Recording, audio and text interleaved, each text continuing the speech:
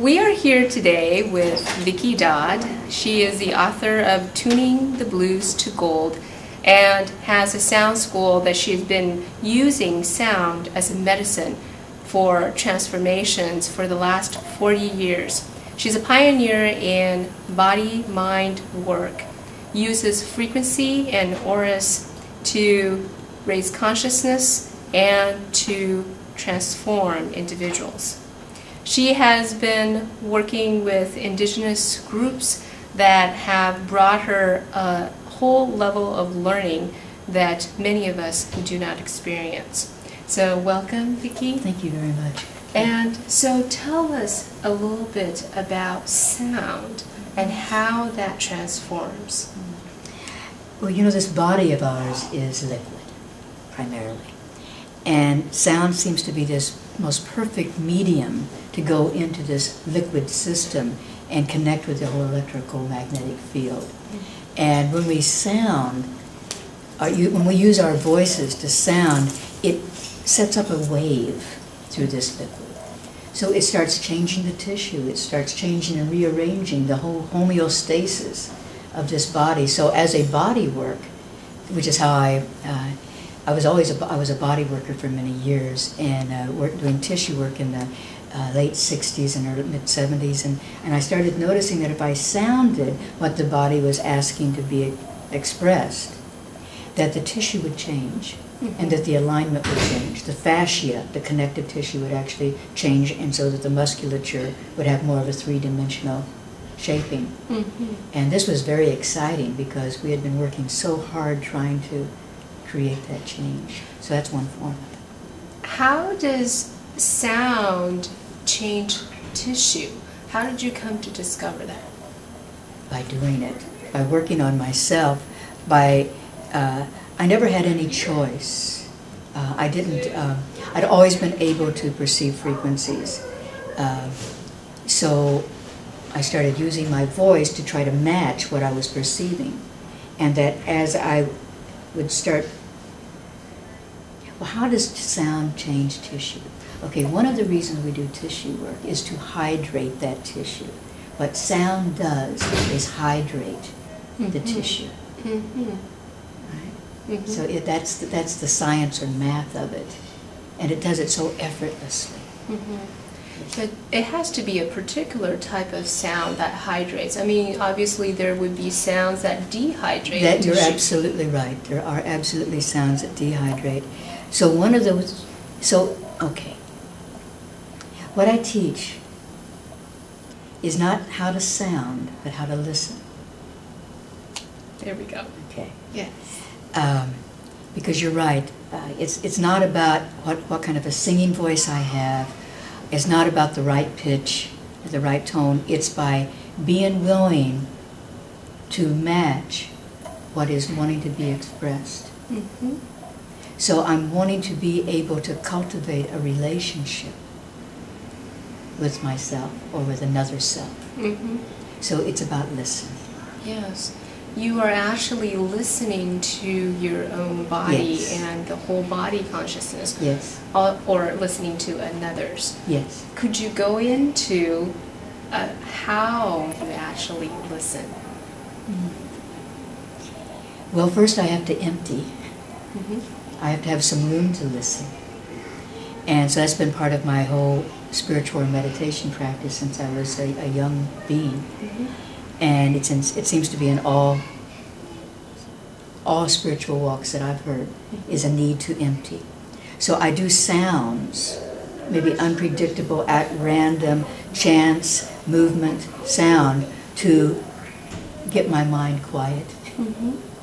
You know, so the main reason that I ever do sound on one level is to get quiet enough to be able to listen. All right, so that's probably a very, very important piece. Right. Because otherwise, I am diagnosing just the committee that's going on. You know, is that? Yes, that makes perfect sense. It reminds me of a particular archetype in Buddhism.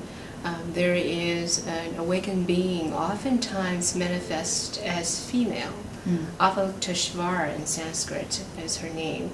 And she uses this idea of listening, listening to, oftentimes it's the suffering of the world, and then extending a helping hand.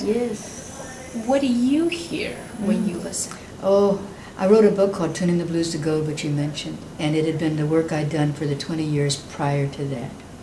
And it was the sounds that I'd heard from people's bodies for those, and it was always the same story. That's what I started noticing, was our commonality. What we think is unique about us is really our commonality, and part of our commonality is a lot of blues. A lot of blues, a lot of unexpressed grief, a lot of undigested material, however we would want to articulate that. You know, of our own, of our collective, of our ancestry, of the future memory.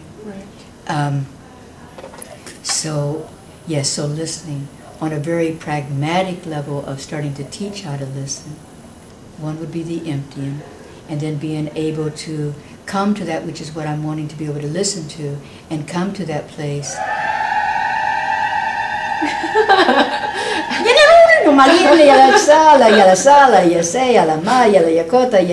Come to that place.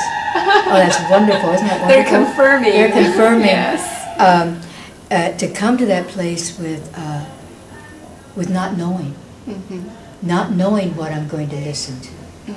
Instead of already having an agenda of what I'm going to listen to. Yes. You know, knowing what needs to be done. Right. So I want to come from a place of saying, you know, I don't know what you need. Whether it's talking to my heart, to my belly, to your heart, to your belly, I don't know what you need. But I want to know you better. Right. So when you actually empty out that agenda, that ego, then you are actually better able to receive and perceive. Exactly. Exactly. Now, what about for those of us now who have blues? How are you turning that into gold, or how do we turn blue into gold? One of the things we noticed in the 60s is that we were, in America here for a lot of us, we were using our voices to do a lot of cathartic primal therapy type work. And it was, I'm sure it was absolutely wonderful just to break up a lot of the, because that's what sound does, it breaks up form, dissolves form. But then we were kind of left fractionated, you know, some of us were left wounded. So I started thinking, we're just using all this big sound, but then we're not being able to integrate it or find a place. I need to find a place that I can start cultivating trust to go there and get some more. But if I just do that, I just scare all the different parts of me saying, oh, I don't want to go there anymore, it hurt too much.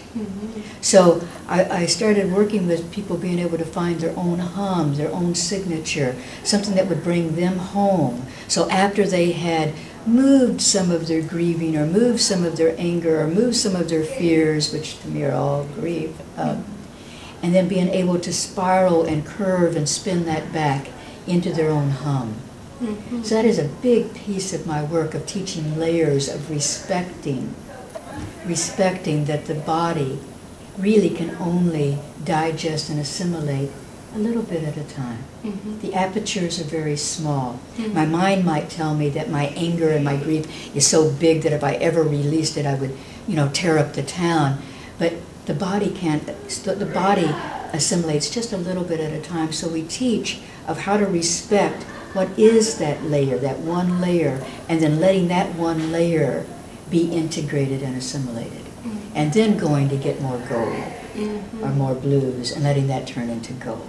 Because now I'm saying, I want all of you. You don't have to be a certain way for me to receive you. Instead of fearing and resisting the grief, the blues, we are actually going in and integrating it.